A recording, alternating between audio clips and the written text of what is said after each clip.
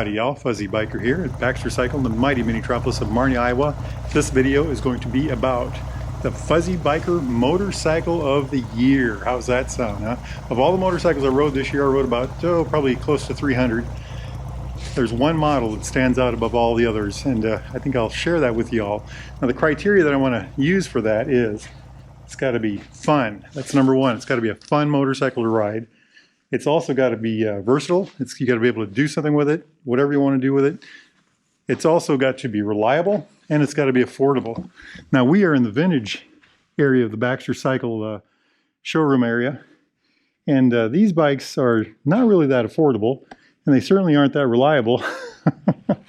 Nothing like a modern bike anyway. So none of these bikes are going to hit the list, but these are definitely fun motorcycles. So follow me and I'll show you something else. Wahoo! All right, y'all, we've made our way over here to the Triumph building. Oh, wait a minute. These are Royal Enfields. What are we looking at? Hey, Triumph gear. Check it out. Bonnevilles, Bobbers, all kinds of fun stuff here.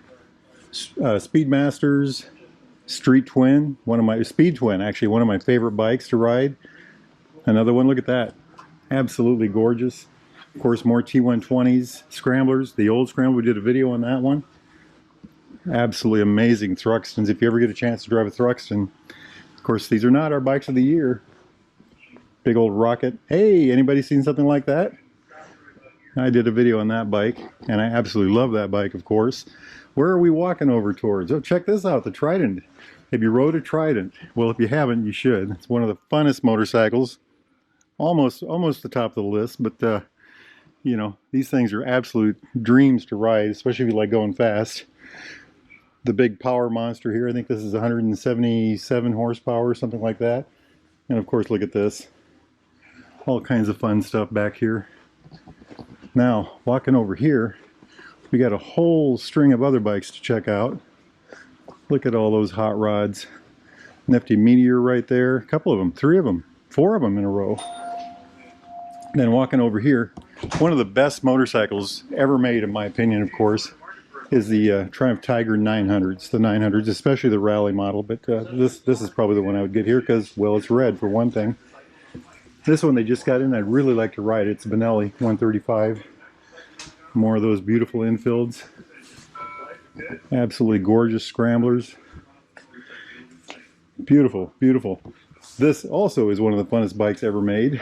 If you ever get a chance to get anywhere near one of those, get yourself one of those. Get yourself a ride on one of those. But none of these bikes are what we're going to be looking at today. None of these bikes are Bike of the Year. Follow me. So it's not a vintage motorcycle, and it's not a modern Triumph, so what might it be? Could it be a Scram? Well, I do love my Himalayan. It's actually my favorite motorcycle I've ever owned. Now, the Scram might be a slightly better motorcycle, but that's not going to be our choice. Look at that absolutely beautiful bike. I also just bought myself one of these Super Meteors. Check these things out. And I do love my Super Meteor, but that's not going to be the bike either. Jumping over here, there's the standard Himalayans.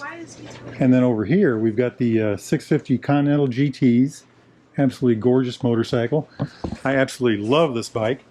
However, it's a little hard for an old guy like me to ride. Now jumping over here, we've got the Hunters, Royal Enfield Hunters, and this is actually a bike that's very high on the list. Probably number 2 on the list, actually. Not quite number 1.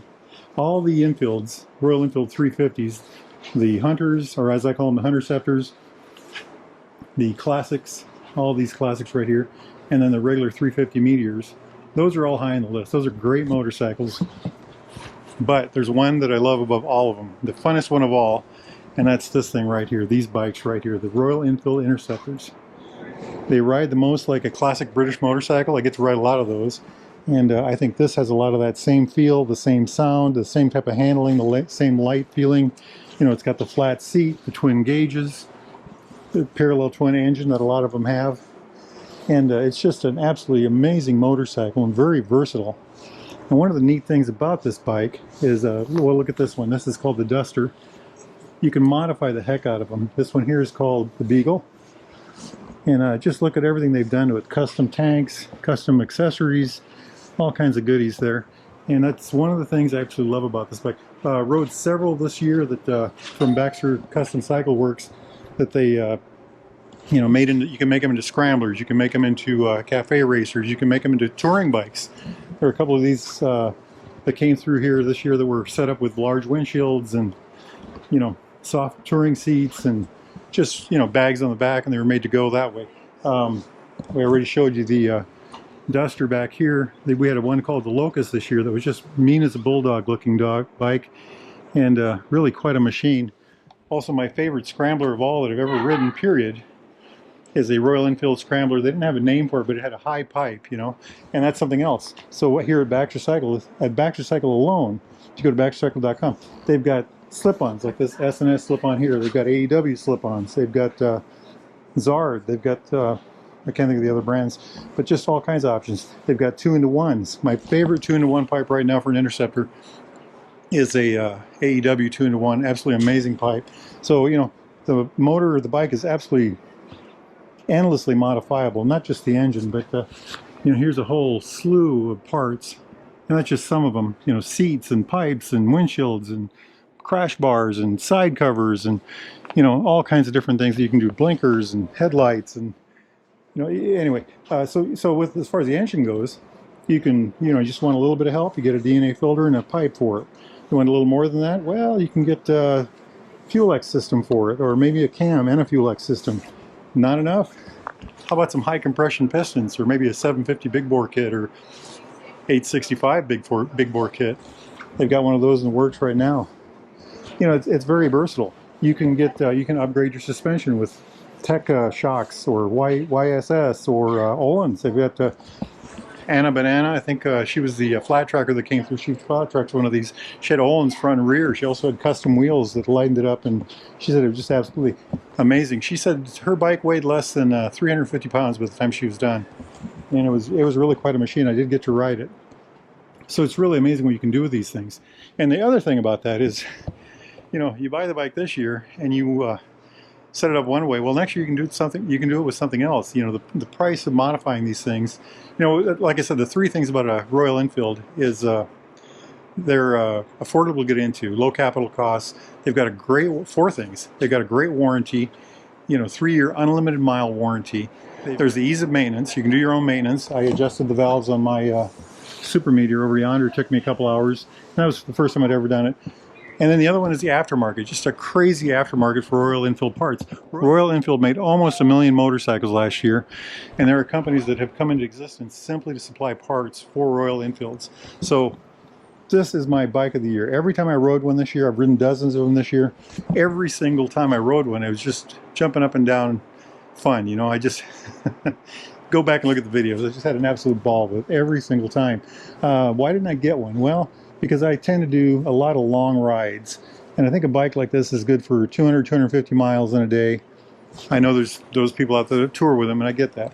But I think this bike with its longer wheelbase and different tune engine and more comfortable seat was more to my liking. So yes, this was my #1 choice for bike of the year, fuzzy biker motorcycle of the year.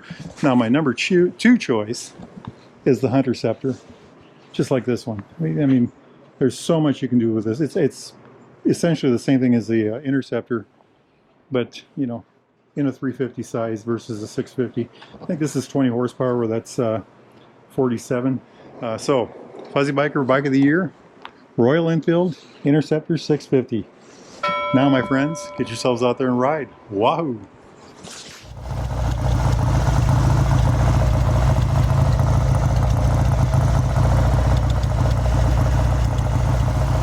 Hey, just a quick addendum again. Look at this place. It looks like an explosion of parts. You know, it's like they laid all this stuff in the middle of the room, and there was a bomb that went off, and it just blew everything onto the walls. But look at this, like, just parts everywhere.